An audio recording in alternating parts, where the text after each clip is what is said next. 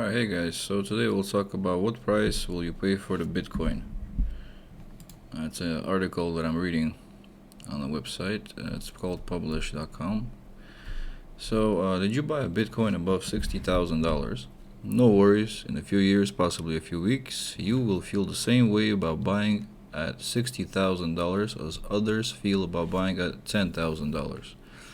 This may not make sense now, with gloom surrounding you and fear gripping the market, but it will become more clear the longer you stay in this market as investment. The circumstances rarely change when the price does. For the traders who dominate social media, the price means everything. They're just trying to catch swings and momentum. They may say they care about Bitcoin, but they really only care about much of their government's money they can make off it. For people like you and me, opportunity matters far more. Are you getting your money into the market before it goes up or after? If you wait too long, you will miss an opportunity to get the best value for your investment. Once the market starts to run, you might find it hard to catch up. Small consolation to anybody who's down 20% from following my plan, but some of you have gains of up to 660%, potentially much more on altcoins, alternative coins, that means. See, my plan for Bitcoin's bull market, still down 20% is better than down 40%, and if you followed my plan since I started, Bitcoin's price would have to drop another 85% below $6,000 before you have any capital risk. No mark is dead, it's all dead, wrecked. 2 months ago, Twitter told you we would go FOMO, Lambo, supernova, parabolic blow-off, top that will culminate in a market cycle peak. So did YouTube, Reddit, and every place else you looked. That was a realistic expectation. So was a drop below $50,000. Both outcomes would have made sense and fit historical patterns of behavior. When it comes to Bitcoin's price, you're confusing extreme with normal. This time we've got the negative result, just as we did in 2019, 20, and 21. A big drop with a larger bull market. Some say those were bear market years or mini bear markets, yet they all ended at higher prices than they began. Only in crypto do bear markets end with a higher price than where they started. Doesn't matter anyway. Bear markets can start from any price at any time. Bull markets can continue from any price at any time. So healthy markets go up and down. You spent most of 2021 waiting for the price to go up before you bought. As a result, your portfolio is down. Say what? Yes, you waited for the price to go up, and as a result, your portfolio went down. It's no fun to ride the inevitable dips and drops that come along with this volatile growing market. Far more exciting to buy when everybody thinks the market can go up only.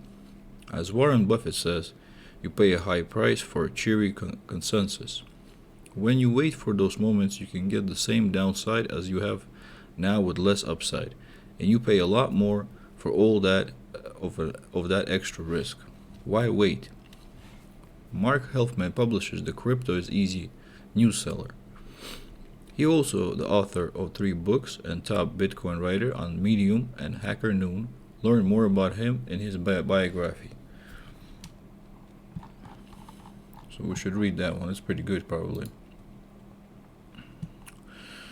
So let's see some other news that we have here. Oh, this one's good, probably. The philosophy of cryptocurrencies solving the money problem. January 12th, 2022. That's today's article. As the mirrors, other philosophers, scholars, economists, and academics have noted, the ongoing debate surrounding the shortcoming of money have lasted for hundreds of years. Defining the term has proven problematic as defining its uses. What has been agreed upon is that this system as a medium of exchange is inherently flawed. Bitcoin was originally created in response to the Great Recession. a global financial collapse spurred by greed and banking industry. Since then, Ethereum and other alternative cryptocurrencies have also been created, helping to birth a brand new financial system, a subsequent economy. Crypto is attempting to provide a solution by eliminating the state from the equation, something that has been argued to be the catalyst for inequality, economic volatility, and conflict. According to the classical Aristotelian metaphysics, money serves as a form of commodity, taking on vital functions that allow for the establishment and growth of civilization's economy. For Aristotle to be considered money, it must fulfill the following three functions: medium of exchange, unit of account, store of value. As a medium of exchange, this means the money can be utilized effectively and efficiently throughout the transactions. For these transactions to be widely utilizable and transparent, the money should also serve as a unit of account, allowing for easy calculations and inclusive understanding. The final function is to serve as a durable store of value, providing us a stable means in which to build upon. It is also important to note that money is a social construct. Value is not determined by scarcity alone, but the belief that the money holds value. Where there is belief in value of something, demand can be found. The money problem. Money, being a medium of exchange, has been accredited as the main source of power for the substantial economic growth in which humanity has experienced over the past few centuries. While this growth is acknowledged, the ongoing debate as to the net gain being made from the state-operated currencies raises the concept of money problem. Control over the supply of money is immense power that grants the ensuing governor nearly godlike abilities. For example, in today's economy, many Western governments have been able to avoid the default by simply printing trillions of dollars, despite their reckless ability to manage money. Abusing control over the money supply that serves as the backbone for the global economy can have substantial consequences, most often affecting common people the hardest. Some examples of these consequences include inflationary or deflationary economic collapses, accelerating inequality, widespread corruption, declining standard of living, socio-political unrest, general deterioration of or authoritarian rule.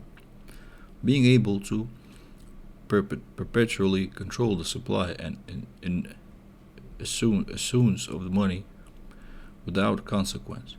For the issuer, inherently establishes a path towards failure, corruption, and collapse. This is a common argument for the creation and adoption of the alternative economy growing in the cryptocurrency market.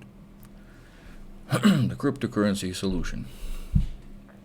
Systems that have a power and structure in a place will always strive toward misuse, abuse, and corruption. Thus, cryptocurrencies were born as an alternative to the traditional fiat, state-controlled monetary system. The centralization in this alternative system is fundamentally crucial. Without a centralized body controlling it, state abuse cannot occur. The forces of the market determine the volatility, value, and longevity of cryptocurrencies.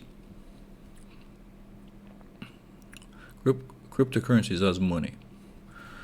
When considering the Aristotelian definition of money, many cryptocurrencies can already be classified as money.